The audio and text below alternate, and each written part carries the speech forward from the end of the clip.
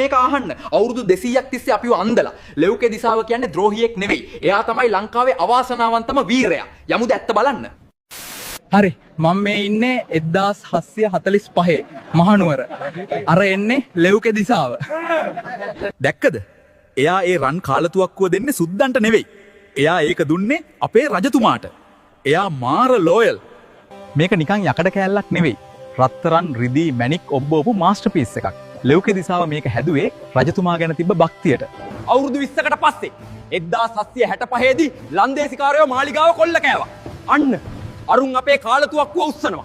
මෙන්න මෙතනයි වැඩේ ගැස්සුනේ. මුම් මේක ලිව්වේ ලෙව්කේ දුන්න තෑග්ගක් කියලා. ඔතින් ලෝකෙම හිතුවා ලෙව්කේ මේක සුද්දට දීලා මිතුරු වුණා කියලා. මාර ෆේක් නිවුස් එකක්. මේ ඉතිහාසයේ හැටි බලන්න. සුද්දට පක්ෂයි කියලා නම ගියපු ලෙව්කේ දිසාවව අන්තිමට ද්‍රෝහියෙක් කියලා අපේම රජෙක් මරලා දැම්මා.